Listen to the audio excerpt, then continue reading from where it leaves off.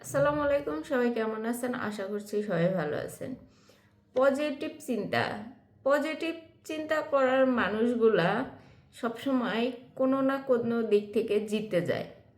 আপনার লাইফে যদি আপনি নেগেটিভ মাইন্ডের হন এবং আপনি যদি সব কিছুতেই এরকম একটা ধারণা রাখেন যে আসলে সব কিছুতে না না একটা ভাব যে হবে না, এটা পারবো না, এটা করে কি হবে, মানে এরকম যদি একটা মাইন্ডের সেট আপে আপনি থাকেন, তাহলে আপনার লাইফে আমি বলবো যে আপনার লাইফে কোনো কিছু করতে পারবেন না। কারণ কি, আপনি যদি লাইফে কিছু করতে চান, আপনাকে আগে পজিটিভ চিন্তার মানুষ হইতে হবে। কারণ আপনি যে কাজটাই করেন না কেন, সেটার মধ্যেই যদি পজিটিভ খুঁজে বের করতে পারেন, তাহলে আপনি লাইফে কিছু একটা করতে পারবেন। কারণ হইতেছে, আপনি যে কোনো কাজ করবেন সেটাতে সাফল্য পান বা সাফল্য না পান, আপনি যদি ব্যর্থও হন, সেই ব্যর্থটাকেও আপনি পজিটিভলি দেখবেন। যখন আপনি সেটা পজিটিভলি দেখবেন, তখন গিয়ে আপনার সাফল্য আসবে। কারণ লাইফে নেগেটিভ পজিটিভ দুইটা দিয়েই মানুষের জীবন, এবং আপনার ব্যর্থতা সফলতা এই দুইটা দিয়েও জীবন।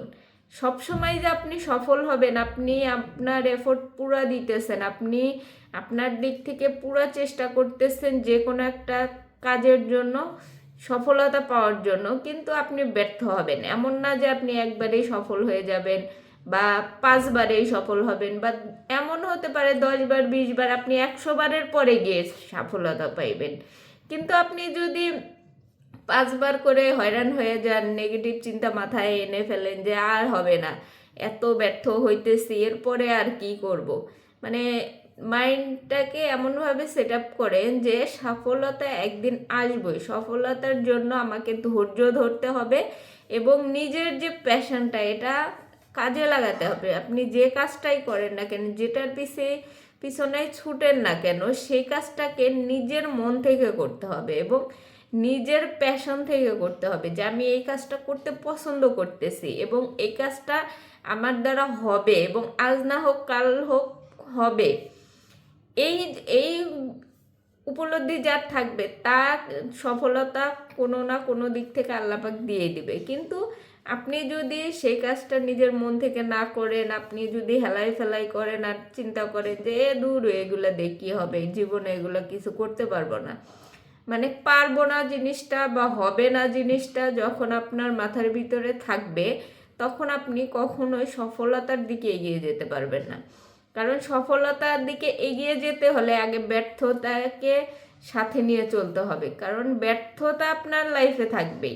সেই জন্য আপনাকে পজিটিভ চিন্তা সবসময় করতে হবে। পজিটিভ থিংস যদি আপনার মধ্যে না থাকে, তাহলে আপনি এই সফলতা কোনো দিনও আনতে পারবেন না।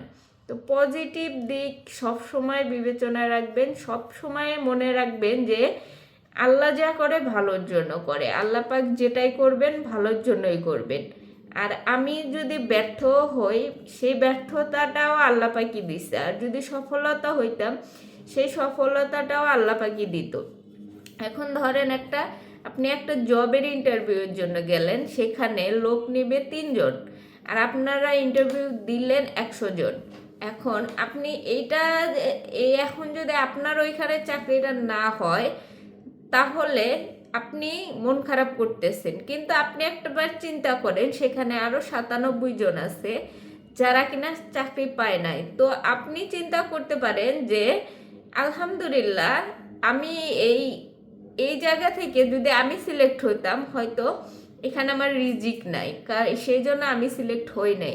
যদি আমার রিজিক থাকতো, তাহলে আমি এই 100জনের মধ্যে 3জনের একজন হইতে পারতাম। সেই জায়গা থেকে চিন্তা করলে আপনি ব্যর্থ নন, কারণ আপনার এখানে রিজিক নেই। আপনি অন্য কোনো জায়গায় ট্রাই করবেন, অন্য কোনো জায়গায় চেষ্টা করবেন। সব ক্ষেত্রেই পজিটিভ নেগেটিভ দুইটা দিকে আছে।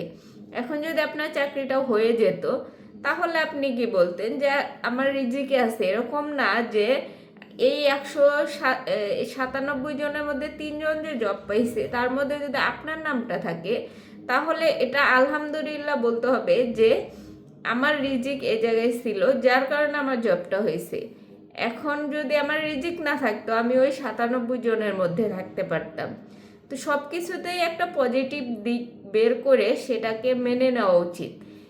যদি সব কিছুতেই আপনি নেগেটিভ দিক খোঁজেন, তাহলে আপনার লাইফে যেটাই করতে যাবেন আপনার একটা মানসিক অশান্তিতে ভুগতে থাকবেন, এবং সেই অশান্তিটা এমন পর্যায়েও যেতে পারে যে সেটা আপনার ডিপ্রেশনের কারণ হইতে পারে এবং আপনাকে ধীরে ধীরে ডিপ্রেশনের দিকে এগিয়ে যেতে সাহায্য করবে।